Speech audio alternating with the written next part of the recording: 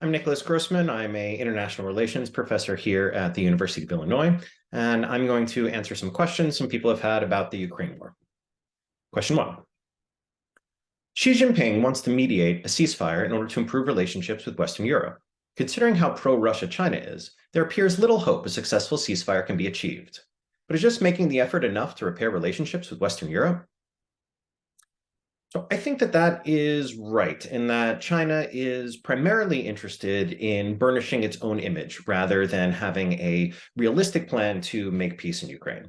That one of the problems about the war is nobody really knows how to make peace there now because Russia and Ukraine are the ones fighting and they have incompatible goals. Russia wants to take over a bunch of territory from Ukraine. I mean, ideally at the start, they wanted the whole thing, but they weren't able to do that militarily, but they're still trying to take a lot of territory in the east and in the south. And also for Ukraine to forfeit its right to form its own foreign relationships, to essentially give Moscow a veto over which alliances Ukraine can enter into, and perhaps even whether it can grow closer to Europe or not. So China really can't do much about that. It's also possible that China isn't all that eager to see the war end because it is currently draining so much resources from both the US and Russia, its two main geopolitical rivals. China and Russia are friendlier, of course, than either China and the US or Russia and the US, but China has given some rhetorical support for Russia, but otherwise has mostly stayed out of it. Early in the war, Vladimir Putin asked for China to help supply Russia with weapons, and China declined. And that was a big turning point in the early part of the war, because if China had entered into the war on Russia's side, or at least in backing Russia, similar to the way that the United States is backing Ukraine, then the conflict would take on an element of US-China proxy war, start sounding a little like maybe Cold War II, and created a lot of dangerous possibilities in the world. But China fortunately did not do that and has mostly been trying to give Russia a degree of support, certainly doesn't want to see the West come out of this victorious and stronger, and the democratic world and the American-led international community with the wind at their back. China doesn't want that. But they also can potentially benefit from trying to be a peacemaker while both the US and Russia are belligerents. Europe is participating in backing Ukraine as well. Neither US or Europe are sending troops, but they're sending a lot of equipment.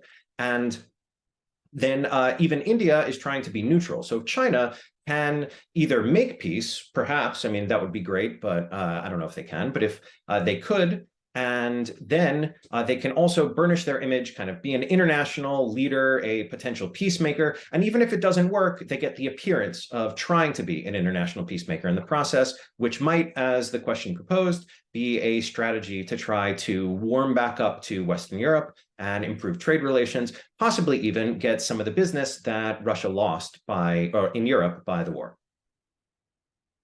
All right, question two. Biden has apparently advised Zelensky to avoid diplomacy. Is that still the situation? How else will this war end except by diplomacy? Russians are being arrested for protesting the war. Neither they nor we want this war. Is this all because George W. Bush and Joe Biden both invited Ukraine to NATO? Why is NATO still in existence? All right, so that's a lot of questions. I'll take those backwards. Why is NATO still in existence is because it is an extremely powerful alliance that benefits the security of its members. We can see in a couple different ways. One was when the United States was attacked on September 11th, it requested that NATO invoke Article 5, which NATO did. And that article says that an attack on one is an attack on all. And other NATO countries helped the United States in its war in Afghanistan to try to dislodge al-Qaeda and then build up a government that would keep it out of there. And while that war ended poorly for the United States, originally the US was able to overthrow the Taliban government and to establish an elected government, and at minimum got al-Qaeda to flee the country and has weakened the network around the world, including with things like killing Osama bin Laden and his successor, Ayman al-Zawahiri. That's one reason. The biggest reason, though, for NATO is deterrence. And what you can see in this war is that deterrence worked really well. Russia did not attack a NATO member. They have menaced countries like Estonia, Latvia, Lithuania. Poland, Romania. You can still hear similar rhetoric from Russia, especially about the Baltic countries, about how, they're not real countries and they were always supposed to be part of Russia, or they were part of Russia before and should be again, and the collapse of the Soviet Union was bad, and other things like that. So we can see Russia attacked Ukraine, a non-NATO country, but did not attack any of the countries in NATO, which is a great sign that deterrence works. So those countries like Estonia don't have nuclear weapons, but with the backing of American nuclear weapons via NATO, they are able to successfully keep Russia from attacking them. Is this all because George W. Bush and Biden both invited Ukraine into NATO? That is a pretty hard no. No, it is not. One reason was because while there were some small steps moving in the direction of Ukraine maybe joining NATO in the future, there was never a serious case for membership. And neither Bush nor Biden, nor for that matter, I guess we skipped a few others, Obama or Trump, advocated strongly for NATO to accept Ukraine or for Ukraine to join NATO. But there were, say, some moves in that direction. And overall, since the end of the Cold War, NATO expanded further. It added some bunch of former Soviet countries, which is also pretty telling. Those countries, as soon as they were free from the Soviet Union or shortly thereafter, they rushed to join NATO voluntarily and to get the protection from a possibility of another Russian invasion. But Russia would not unreasonably see a expanding NATO as potentially a national security threat. So that part makes sense. But then as an excuse for, okay, so then we can invade a country and kill thousands of people, even though the country is not in NATO and wasn't joining NATO because of some US president said that maybe they would join NATO in the future, that is mostly an excuse. That's mostly propaganda. The thing that seemed to concern Russia more was not that Ukraine was about to join NATO, but that Ukraine was growing decently closer to the EU, and that in the last couple of elections, the Ukrainians have voted more for politicians that are interested in a better relationship with Europe than for Ukrainian politicians interested in a better relationship with Russia. Russians are being arrested for protesting the war. Neither they nor we want this war. That part, unfortunately, is not clear. There are definitely Russians that are protesting the war and are being arrested. It's illegal to do so in Russia. Some of them have even done things like just stand with a blank sign because you're not even allowed to call it a war in Russia. That's illegal. You have to call it a special military operation. And so even they would stand there with a blank sign and get arrested because people knew. The problem, though, however, is that the Russian government very much wants the war. And while it is difficult to get good public opinion data in Russia, the evidence that's available suggests that quite a few Russians are supportive of the war. Now, we might chalk that up to the government having such good control over the media that people don't get other information. Perhaps, maybe that's probably a contributing factor. But Russia started the war, and there was no direct provocation, and Russia could stop the war at any time, but they're not doing that. And so therefore, the only conclusion I can draw is the Russian government, at least to some extent, does want this war and does not want peace, except in the sense that the classic military line, this is by the Prussian strategist Clausewitz, one of kind of the biggest military writers in history. And he said, one of my favorite quotes, "The aggressor is always peace-loving. He would prefer to take over our country unopposed." So to the extent that Russia doesn't want the war, what they want is Ukraine to fold and to kind of bow down before them. And Ukraine doesn't want to do that, which means that, at least for now, Russia wants to continue fighting. Biden has apparently advised Zelensky to avoid diplomacy. That part is not true, at least as far as public knowledge goes. What Biden has said instead is things like, Russia might not be a reliable partner for peace, that the US would support Ukraine as it tries to get into a better position for likely future negotiations, because ultimately, diplomacy is how the war is going to end. However, in war, the fighting is part of the diplomacy. It's not a separate thing from it. Since Russia wants to take over Ukraine and Ukraine does not want to be taken over, or at absolute minimum, Russia wants to take a bunch of land from Ukraine and Ukraine doesn't want to give it up and doesn't want to subject the Ukrainians who live there to the subjugation of Russian domination. And so because of that, they have these incompatible goals, but they don't know what each side can force the other one to do. So because of that, the fighting, in a way, is part of the diplomacy. For there to be a successful peace, there would then, a successful negotiated peace, one or both of the sides need to change their war aims. They need to relax their war aims and then come to some sort of an agreement that both can reach. And fighting is how they try to convince each other to be the one who is going to back down at least somewhat. All right, question 3 is related. Is there a way to a negotiated peace short of a complete Russian takeover of Ukraine? What would that look like? So this one, I'd say yes, and almost certainly the war is going to end at some point. I don't know when, but the war is going to end with an independent Ukraine in some manner. Ukraine has achieved that militarily. At the start of the war, Russia tried to take over the capital, Kyiv, and Ukraine was able to repel them. And they were able to do this without much Western support. The bulk of the Western support had not really started arriving yet, and Ukraine pulled it off on their own. And then Russia refocused on trying to capture the eastern part of Ukraine, especially the area known as Donbas, and the southern part of the Black Sea coast. So some sort of negotiated peace is eventually going to happen, almost certainly. That it is rare for wars to end in one side totally destroying the other. And there is no way that Ukraine is going to, invade and occupy Moscow or something. And it looks, based on the facts on the ground militarily, it looks, I feel pretty safe saying that Russia is not going to militarily take over Kyiv. So as a result, the two countries will eventually negotiate. What that negotiated peace will look like, though, depends a lot on how the fighting goes. So currently, Russia is attempting a new offensive, and it seems like it is mostly petered out. It's mostly spent, and they've gained very little territory as a result of it at the cost of many thousands of lives and a lot of equipment. And observers anticipate that Ukraine will attempt a counteroffensive soon. So the next question is, how does Ukraine's counteroffensive go? If Russia is able to thwart it, then maybe the current situation solidifies where neither can actually push the other one back, and they both decide that this isn't really worth it anymore. Or perhaps the Ukrainian counteroffensive gets a lot of new territory from Russia, and they feel the wind at their backs, and their outside supporters feel like all the aid has been paying off, and they keep pushing, trying to take more. Or it's possible that the counteroffensive is a bad flop, that it's a bad failure, and everybody sees it's a failure, and this makes Russia more aggressive and less interested in peace, and thinking more that it will try again with another offensive soon, thinking that perhaps Ukraine is spent.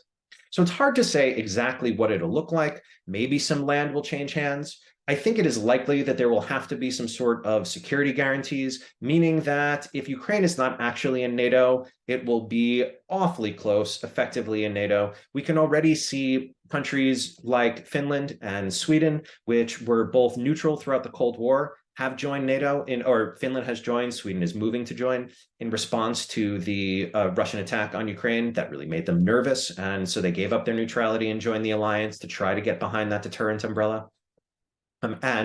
Likely, Ukraine would need something like this because there's no reason why Ukraine would take Russia's word. There was an agreement in 1994 called the Budapest Memorandum, in which Ukraine gave up nuclear weapons it had inherited from the Soviet Union. And in exchange, Russia, the United States, and the United Kingdom all agreed to respect Ukraine's territorial integrity. They didn't agree to defend Ukraine if someone else attacks it, but they all agreed that they would respect it. And Ukraine honored that. They gave up their nukes. The United States and the United Kingdom have both honored it. They have not attacked Ukraine, and yet Russia has. Russia also took Crimea from Ukraine in 2014, fomented war in Donbas in 2014. The fighting there has been on and off in both, in that region, sorry, not Crimea, but in Donbas, has been on and off since. So in a way, this war is a big escalation of that kind of ongoing low-level conflict. And the two sides tried reaching agreements on that, the Minsk agreements. And again, nobody totally followed it, but Russia in particular didn't do the withdrawals that they were supposed to do.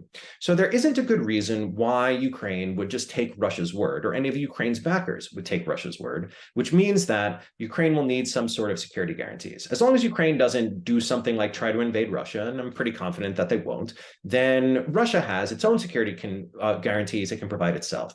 But that Ukraine will probably not agree to something without at least a degree of security guarantees from the United States, saying that the US will support Ukraine in the event of another conflict with Russia, and therefore hopefully deters another conflict from that.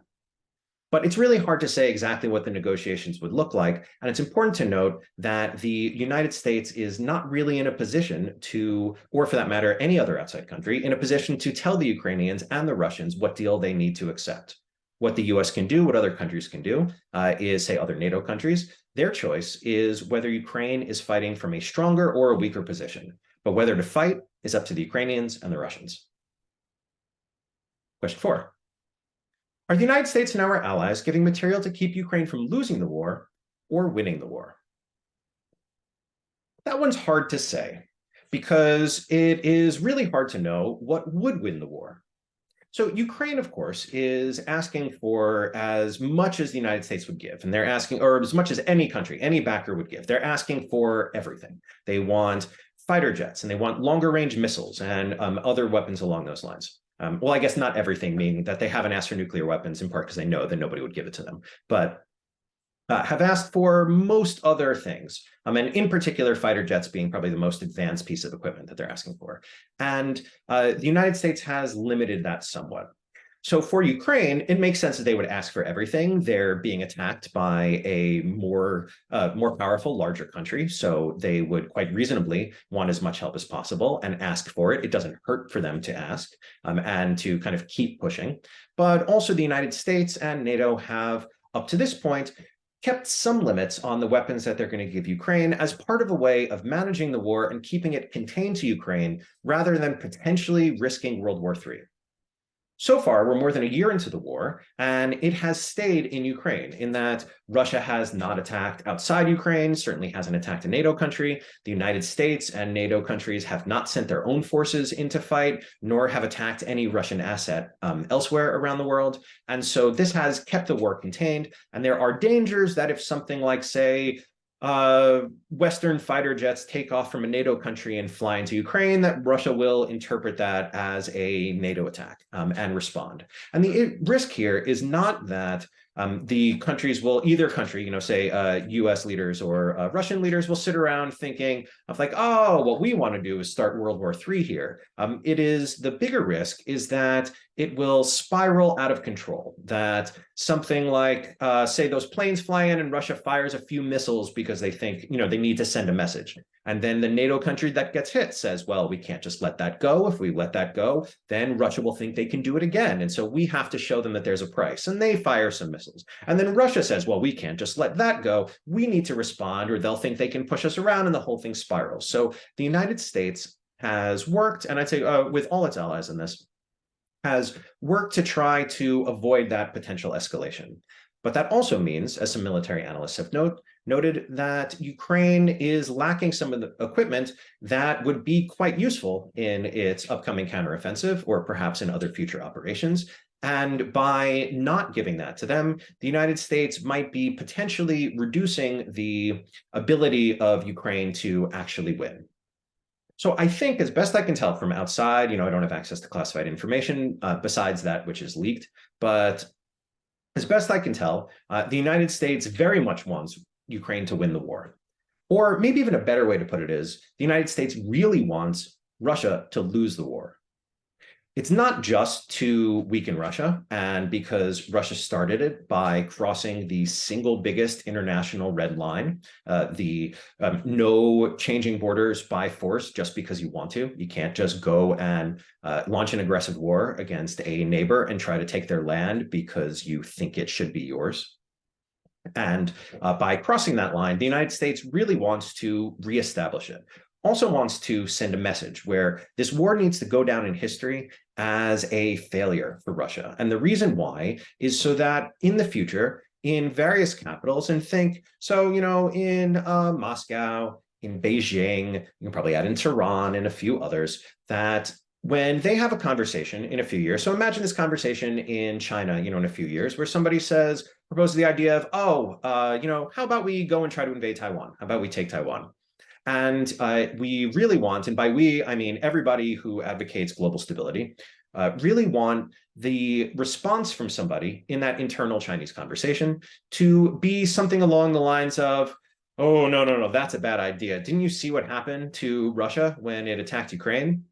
Instead of something like, Oh, yeah, sure, that'll work. I mean, look at what happened when Russia attacked Ukraine. Yeah, the West kind of made noises, maybe helped the Ukrainians for like a year, maybe 2 years, but Russia held on, and then, the West was weak and they backed down and they got tempted by the potential profits of entering into the markets. And hey, we in China are a huge market, so go ahead and do it. We'll be able to succeed. We really want it to go down in history as a failure so that it acts as discouragement for aggression, not as encouragement. The United States has given Ukraine a whole lot. In particular, probably the most valuable piece of equipment has been these HIMARS rocket artillery systems that can shoot from farther away and more accurately than anything that Russia has, and was a big part of Ukraine's success in counteroffensive in Kharkiv and Kherson last year. So the United States has continued providing Ukraine with support. At the moment, seems to have the intention to provide Ukraine with the military support that it needs. President Biden has said that the U.S. will keep backing Ukraine for as long as it takes, by which they mean for as long as it takes for Ukraine to, if not maybe outright win, at least change the dynamics on the ground enough that they can accept some sort of peace agreement. All right, those were the questions. So thanks, everybody, and take care.